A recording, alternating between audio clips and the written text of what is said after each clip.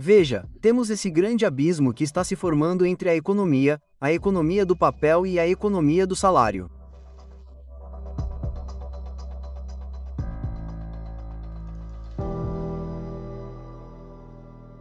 Conversei com centenas e centenas de trabalhadores em fábricas e escritórios. Senhor secretário, eles me disseram que a economia nacional pode estar indo bem, mas a economia do meu país ainda tem um longo caminho a percorrer. A economia pegou fogo, mas os ganhos para a maioria dos trabalhadores foram por água abaixo. No Dia do Trabalho de 1995, os lucros aumentaram. Os salários não. Milhões de trabalhadores de colarinho branco, gerentes de nível médio de colarinho branco, supervisores de colarinho branco estão se juntando aos trabalhadores de colarinho azul e aos trabalhadores de colarinho rosa no que pode ser, infelizmente, uma nova categoria: os trabalhadores desgastados. Trabalhadores de colarinho branco em tempos de ouro. Agora, não estou me referindo a uma parcela infeliz da população. Estou falando da maioria dos trabalhadores americanos. Fechar a lacuna entre salários e lucros é o nosso grande desafio restante.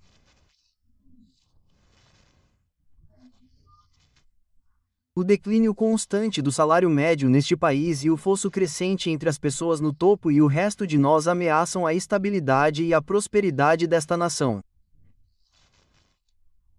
Quero compartilhar com vocês agora uma história. Apenas a história mais recente de trabalhadores de colarinho puído em tempos de ouro. Esta semana, soubemos que mais 12 mil empregos americanos desaparecerão. Agora, para a maioria de nós, 12 mil empregos desaparecendo, 12 mil famílias sob estresse não são boas notícias. Mas este caso específico de 12 mil empregos desaparecendo foi recebido por muitas pessoas como uma ótima notícia.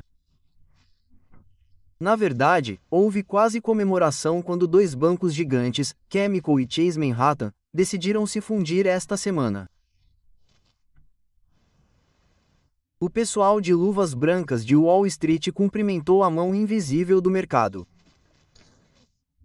O anúncio fez os preços das ações dos dois bancos subirem muito. Os acionistas devem luva de ouro. Os acionistas devem lucrar cerca de US$ 2,5 bilhões com essa transação em particular. Os CEOs corporativos que elaboraram o acordo foram alvo de elogios por sua visão e resistência. E o mesmo aconteceu com o gestor do fundo que ajudou a forçar o acordo. Os advogados e os banqueiros de investimento que negociaram o acordo. Imagino que eles também se saíram muito bem. Mas o que quase se perdeu em toda a comemoração foram as 12 mil pessoas que perderiam seus empregos. Agora, não me entendam mal sobre este ponto, e quero ser bem explícito sobre isso. Há razões compreensíveis pelas quais os bancos ou quaisquer outras instituições podem querer se fundir. Mas descrevo este episódio porque ele realmente é outro sintoma da desconexão que está crescendo entre a economia do salário e a economia do papel. Os empregos desaparecem e os mercados comemoram. Agora, há algo errado com esta imagem. Agora, os homens e mulheres que perdem esses 12 mil empregos provavelmente encontrarão novos. Eles provavelmente encontrarão novos, embora talvez não prontamente, não imediatamente, talvez não paguem tanto. Mas a experiência deles, a experiência desses 12 mil homens e mulheres testemunhada em todo o país intensifica o sentimento generalizado entre os trabalhadores americanos. E tenho visto isso repetidamente enquanto viajo pelos Estados Unidos, uma sensação generalizada de que eles têm sorte de manter os empregos que têm. Os trabalhadores americanos foram silenciados por isso e por milhares de outras demonstrações de sua fácil substituição. Eles não reclamam se não recebem um aumento, mesmo que sua empresa esteja indo melhor do que nunca. Muitos trabalhadores aceitam até cortes de salário ou cortes de benefícios para manter os empregos que têm. Veja, quando você sente que sua escolha se resume a aceitar ou não, não há muito mais a dizer.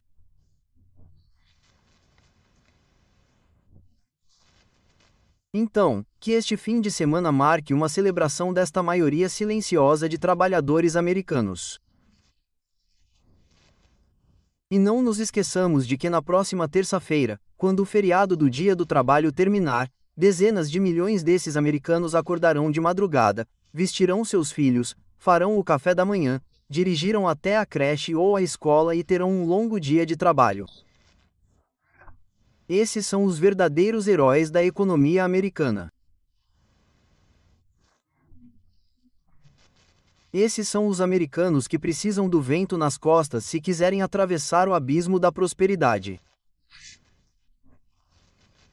Agora, o que isso realmente significa? Em termos concretos, o que isso significa? Significa várias coisas. Primeiro, significa que o salário mínimo deve ser aumentado. Significa também boas escolas, escolas que dão aos nossos filhos uma chance justa de sucesso quando entram no mercado de trabalho.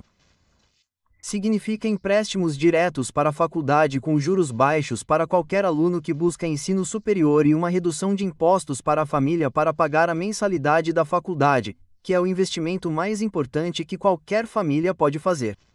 E significa programas de aprendizagem para jovens que podem não ir diretamente para a faculdade, para que possam aprender no trabalho, para que possam ter as habilidades básicas para aprender no trabalho e vouchers de qualificação para pessoas que podem perder seus empregos, que querem ir para uma faculdade comunitária local e adquirir novas habilidades para conseguir o próximo emprego. Significa creche acessível e segura. Quando viajo por este país repetidamente, ouço de trabalhadores: creche, creche. Precisamos de creche. Não podemos pagar por isso. Precisamos se quisermos nos sustentar sozinhos. E folga do trabalho para cuidar de uma criança doente ou de um dos pais. Significa fazer cumprir as leis trabalhistas do país, reprimindo duramente os empregadores que enganam e abusam de seus trabalhadores. Significa um movimento sindical robusto para que os trabalhadores possam aumentar seus ganhos para ganhar um salário familiar e ter o poder de barganha que tantos trabalhadores não têm hoje. E significa empresas que tratam seus trabalhadores como ativos a serem desenvolvidos, não como custos a serem cortados. Empresas que não distribuem demissões enquanto acumulam lucros. Empresas que dão aos trabalhadores uma parte da riqueza que seu trabalho duro está criando. Empresas que investem nas habilidades de seus trabalhadores, não apenas em máquinas para substituí-los. É isso que significa. Os 12 mil empregos que mencionei antes que estão sendo perdidos na fusão bancária, esses empregos não estão sendo perdidos por causa de imigrantes ou por causa de mães assistenciais ou por causa de ações afirmativas. As inseguranças que vemos nos Estados Unidos que ouço de centenas e centenas de americanos: estou preocupado com meu emprego. Estou aceitando um corte de salário. Não estou nem buscando um aumento de salário. Isso não acontece por causa de ações afirmativas, imigrantes, mães assistenciais ou governo. É porque não há oportunidades suficientes para progredir. É porque temos esse grande abismo se formando entre a economia do papel e a economia do salário. A política do ressentimento, da culpa e da intolerância apresenta uma imagem espelhada distorcida dos valores que a maioria das famílias quer transmitir aos filhos. Veja, essa técnica coloca famílias trabalhadoras contra os pobres em uma briga por uma fatia cada vez menor da renda nacional.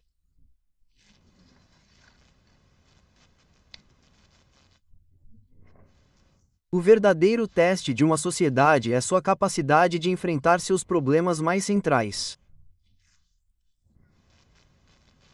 Não negá-los. Não culpar os outros ou encontrar bodes expiatórios para eles. Não ficar tão desanimado quando eles não são resolvidos imediatamente, mas persistir neles, enfrentá-los com um comprometimento firme e dividir igualmente os encargos de lidar com esses problemas.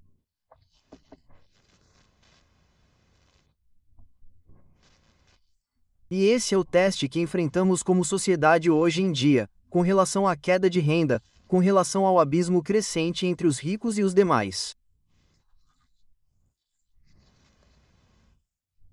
Que melhor momento do que o fim de semana do Dia do Trabalho para reafirmar nosso compromisso nacional com as famílias que estão trabalhando arduamente para fazer o que é certo para seus filhos. Que melhor momento para santificar os valores familiares, fazendo tudo o que estiver ao nosso alcance para valorizar as famílias americanas. E que melhor momento para prometer melhorar a vida da maioria silenciosa da força de trabalho americana. Podemos fazer isso, tenho certeza, se trabalharmos duro juntos.